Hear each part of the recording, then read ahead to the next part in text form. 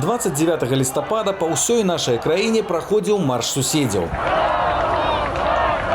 Выходзілі раёны і ў Жодзіне. Мы встретились с ребятами возле вот этого банка, прошлись по данной улице и конкретно на вот данных ступеньках остановились минут на 10-15, поговорили. Никаких кричалок, никаких флагов, ничего подобного не было. Раптом пачаўся хапун. Людзей забирали без разбору.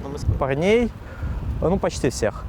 А девушек, которые побежали за парнями, сказать, что вы творите. Праз 72 гадзіны Станіслава выпусцілі з пратаколам, складзеным паводле народнага артыкулу.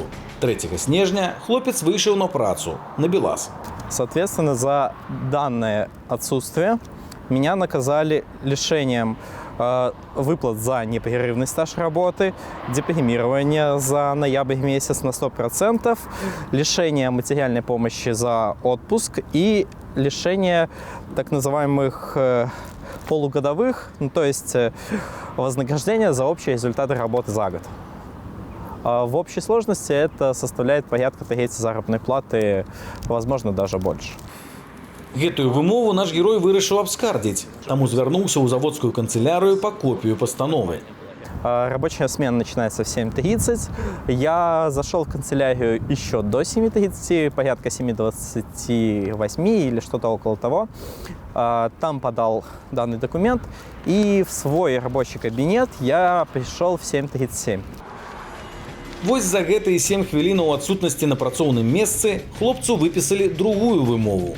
В конце концов меня уволили по статье 13 января 2021 года. Уволен за неисполнение без уважительных причин трудовых обязанностей работникам, имеющим непогашенное дисциплинарное взыскание, статья 42, пункт 6 Трудового кодекса Республики Беларусь. Бараніць свае правы Станіслав Рэпкін пайшоў у суд. Всего произошло 7 заседаний. После 5-го БелАЗ понял, что они проигрывают, и предложили мировое соглашение. З вытворчага гіганту хлопцу позвонили толькі праз месяц, за пару дзён до аднаўлення суда. Записали мои условия, что я могу рассмотреть компенсацию вместо восстановления на рабочем месте и отказаться от морального ущерба, если мы пойдем на мировое соглашение. Толькі на суде Станіслав даведаўся, што ягоных умоваў замірэння не прынялі. Суддзя ж палічыў дзеянні БелАЗу правамернымі. Просто прошло 25 марта, и люди, силовики, судьи расслабились. Адмыслоўцы ў такіх выпадках раяць звяртацца па дапамогу ў незалежныя прафсаюзы і несці пазоў у суд.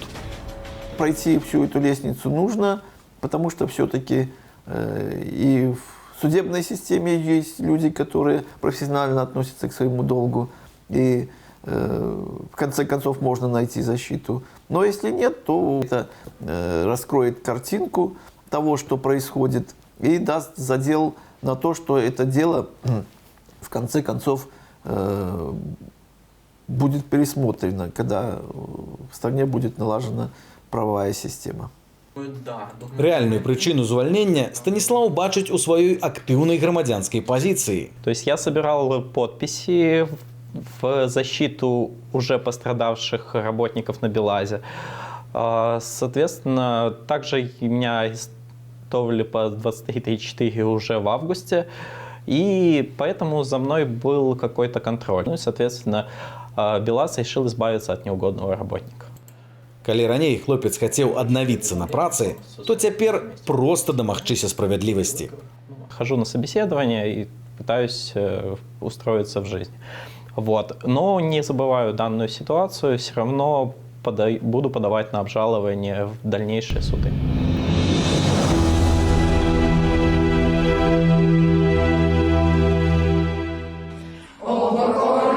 Знак погоні, пошли наші, бої безбронні. 28 лютага берасцейская польская школа правяла сустрэчу, прысвечаную выклятым жаўнерам, якія пасля другой сусветнай вайны ваявалі супраць савецкай улады.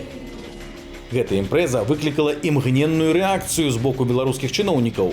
быў высланы польскі консул, што прысутнічаў на сустрэчы, а сузаснавальнік польскай школы арыштаваны. Наша школа, оказывается, проводит, сложно мне это даже сказать,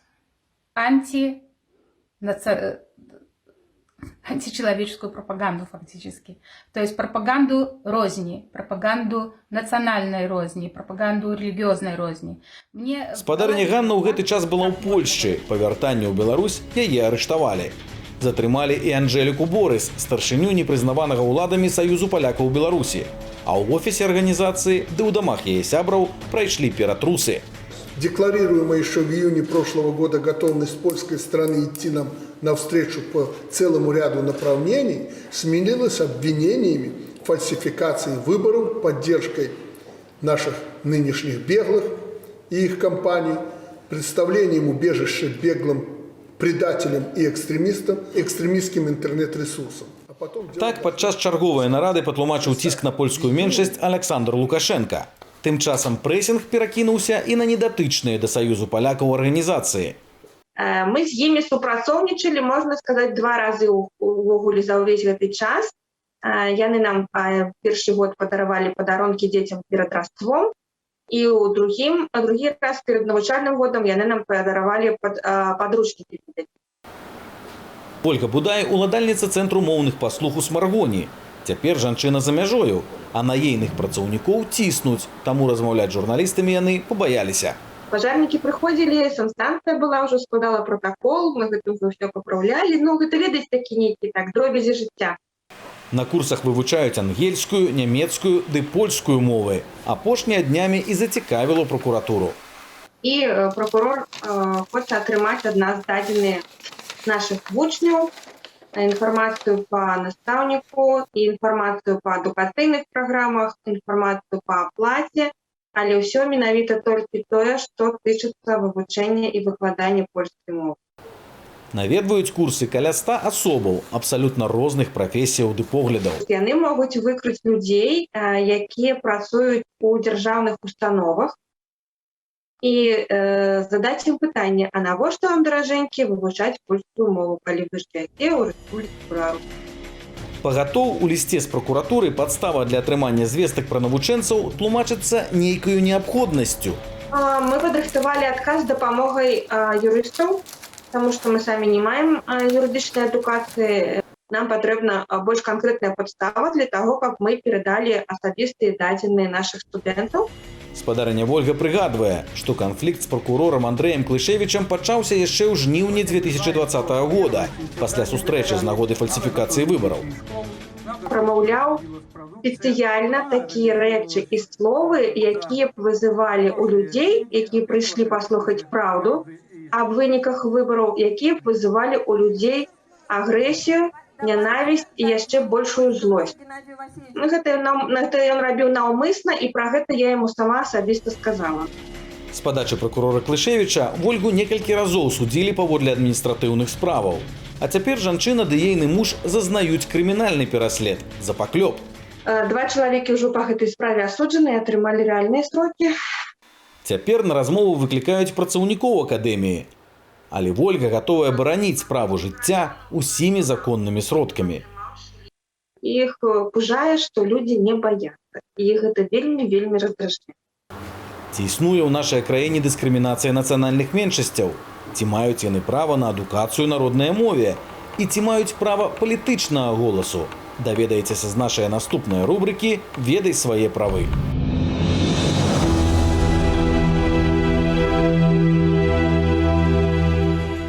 Паводле вынікаў апошняга перапісу насельніцтва, на тэрыторыі нашай краіны жывуць прадстаўнікі больш як 130 народаў і народнасцяў. Найбуйнейшыя нацыянальныя меншасці – расейцы, палякі ды ўкраінцы. Які закон рэгулюе дзейнасць нацыянальных меншасцяў і якая ўвогуле сітуацыя з прадстаўнікамі іншых культураў у Беларусі? Мы абмеркавалі з кандыдаткай філасофскіх навук Натальяй Кутузавай. Што такое нацыянальная меншасць? Лица, принадлежащие к национальным меньшинствам, определяются по признаку гражданства Республики Беларусь. Они должны постоянно проживать на территории Республики Беларусь. и иметь отличительные признаки, а именно там язык, традиции, культура, которые отличают их от основного количества населения, проживающего на территории Беларуси. Ці ёсць для нацыянальных меншасцяў нейкія абмежаванні? Выбор национальной принадлежности не влечет за собой никаких негативных последствий. Ну и вдобавок не забывайте про антидискриминационные нормы, которые распространены в международном праве и которые отражены в ряде, в отраслевом законодательстве нашей страны, где есть прямое указание на запрет дискриминации по признаку принадлежности к национальным группам. Ці маюць права нацменшасці на ўласныя школы? Закон о языках Республики Беларусь гарантирует право обучения на родном языке. Ці ёсць у нашай краіне рэальныя прыклады атрымання адукацыі на мове нацменшасцяў? Существует 2 школы с литовским языком как родным языком обучения и 2 школы с польским языком обучения. Это, пожалуй, единственные примеры, где мы говорим о присутствии языка меньшинства в системе школьного образования. Ці маюць права нацыянальныя меншасці открывать курсы ды гурткі? Вот кроме белорусской цыганской диаспоры, а так у всех национальных меньшинств существует своя сеть языковых курсов, разнообразных кружков, где осуществляется обучение традиции, языку там, и прочему. Ці рэгулюецца ўдзел нацменшасцяў у грамадскім ды палітычным жыцці? А представители национальных меньшинств могут входить беспрепятственно в любые общественные объединения, могут создавать свои объединения. И мне кажется, до недавнего времени там даже я такую цифру видела, порядка 128 национально-культурных объединений существует. Это довольно приличная цифра. Ці адпавядаюць нашыя законы аб нацменшасцях сусветным патрабаванням? Да, я бы сказала так, по формулировкам да, но Беларусь не имеет комплексного антидискриминационного законодательства, и это надо учитывать. То есть, если вы откроете закон Беларуси о национальных меньшинствах, вы увидите, что там всего лишь 13 статей, которые читаются, в принципе, приятно, но они звучат скорее как тезисы, как лозунги, что ли, звучат, да, как такие приятные на слух. Ці ёсць у Беларусі дыскрымінацыя некаторых этнічных групаў? Этническое профилирование у нас никуда не делось. Оно существует в документах, которые распространяются по линии Министерства внутренних дел, и документы, которые имеют закрытый характер и предписывают особые действия, скажем, в кавычках, профилактические в отношении, в кавычках, подозрительных лиц. Як бараніць свае правы, калі сутыкнуўся з дыскрымінацыяй? Придется в судебном порядке тогда заявлять о том, что к конкретному человеку относятся предвзято только потому, что он принадлежит к определенному национальному меньшинству. То есть должна быть линия такая: я прихожу и заявляю о том, что меня дискриминируют. Я подозреваю, что эта дискриминация имеет под собой основание национальное. И та сторона, которая меня дискриминирует, должна доказать, что этого ничего не было. Понимаете? А у нас все вот шиворот на выборах. Падсумуем. Прадстаўнікі нацыянальных меншасцяў паўнавартасныя грамадзяне Беларусі з усімі правамі ды абавязкамі. Адкрыццё школаў на мове нацыянальных меншасцяў магчымае, але метраполія павінная дапамагчы падрыхтаваць падручнікі ды настаўнікаў. Бараніць свае правы можна ў судзе, але давядзецца даказаць, што вас дыскрымінуюць. Беларускае заканадаўства адпавядае міжнародным нормам, але ёсць складанасці з яго выкарыстаннем.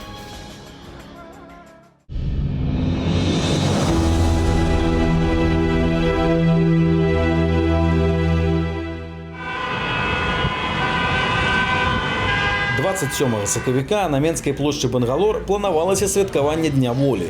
З самага ранку там адбываўся хапун. Затрымлівалі выпадковых людзей і каля метро Пушкінская. Там да міліцыянтаў трапіўся і жыхар Вілейкі Андрей Шабуня. Расскажи, за что задержан? Взяли, что у меня там нож был, газовый баллончик, аэрозольное устройство, пусковое устройство. Маці хлопца даведалася пра затрыманне сына, калі да яе прыйшлі з піратрусам. Они смотрели все, они поднимали такту, вот, они смотрели вещи, все перебрасывали вещи, все вытаскивали, все. Они смотрели книги. Спадарня Тамара уже навела порядок у покоя сына. В общем, все брали и все вот так вот выворачивали. Асабліва зацікавілі міліцыянтаў рознага памеру ножы, якія ляжалі ў пакоі 30гадовага хлопца ў заводскіх скрынках. Во-первых, он работает в лесничестве. Все это нужно для работы, понимаете. Теперь такое время, что не дают там на работе то, что должны дать. И он все вот это покупает. Пісталет, на які робяць упор у сваім відэа міліцыянты, газавы прэм'ер-4. Ён без абмежаванняў прадаецца ў нашай краіне і не патрабуе ніякага адмысловага дазволу на нашэнне. Они сказали, что мы будем проверять это все. Если посчитают нужным отдать, то вернут, а нет, так нет. Некалькі тыдняў таму ў доме Тамары Сялён ператрус ужо праходзіў. Это в преддверии, как мне сказали, что, Николаевна, вы же понимаете, это в преддверии 25-го, что нам надо чистку делать. Вот. И ко мне, видимо, первые пришли. Тады міліцыянты нічога не знайшлі, апроч гэтай тышорткі. Яе насіў брат-блізнюк Андрэя, Павел Сялюн, якога 7 гадоў таму пакаралі смерцю. Как были довольны. Эта маечка висела сколько лет, Павлушкина маечка. А я кричала: повесь, кровавыми своими руками, не трогай эту майку. Вы знаете, я готова была его просто разорвать. Цяпер маці змагаецца за другога сына. І дагэтуль дакладна не ведае, за што яго затрымалі. Не ведае гэтага і сам Андрей. Привет, мама. Спасибо за все. Люблю, целую. И знай, я ни в чем не участвовал и не участвую. Вот. Так что он не ехал за тем, чтобы принять участие. Увесну Андрей Шабуня планаваў рабіць рамонт у доме ды на подворку. Весь этот материал лежит, что-то там он заказал, уже должны привезти на днях. Я не понимаю, как это будет выглядеть, если его не отпустят. Я вообще не знаю, назад-то у меня никто не возьмет, а делать уже нужно обязательно. Мае спадарня Тамара і немалы гарод з садом. Если Андрюши не будет, я не представляю вообще, зачем мне садить. И вообще я, наверное, не смогу. Просто у меня уже сил нет, понимаете? Нет сил. Адмыслоўцы адзначаюць, ужо толькі факт публікацыі відэа з затрыманым Андреем – парушэнне. Это грубое нарушение презумпции невиновности. Человек еще не обвиняется в совершении какого-либо преступления, он имеет право не давать показания против себя. С точки зрения закона, да, это можно обратиться в прокуратуру и потребовать восстановления законных прав и наказания виновных. Праблемаў, што патрабуюць тэрміновага пераадолення, у Тамары Сялён хапае. Але неабыякавыя людзі ўжо прапанавалі жанчыне сваю дапамогу. Вот одна вот эта вот прожилинка была сломана. Ну, они посмотрели: Николаевна, ну мы сделаем, у вас материал есть. Абяцалі хлопцы дапамагаць жанчыне і надалей. И я очень благодарна этим парням. Они еще собирались ко мне прийти. Я уже вижу, что это сделано, и это мне как-то легче. Засталося развязаць пытанне з адвакатам, ды зразумець прычыны затрымання сына. По всем параметрам: материальным, моральным, хозяйственным мне очень нужна помощь. Пишите нам на адрес. Глядзіце нас на старонцы belsat.eu. А таксама заходзьце на нашу старонку на Facebook ды ў іншых сацыяльных сетках. Дасылайце відэа і фота, што сведчаць пра парушэнне правоў чалавека. Нам блізкія вашыя справы.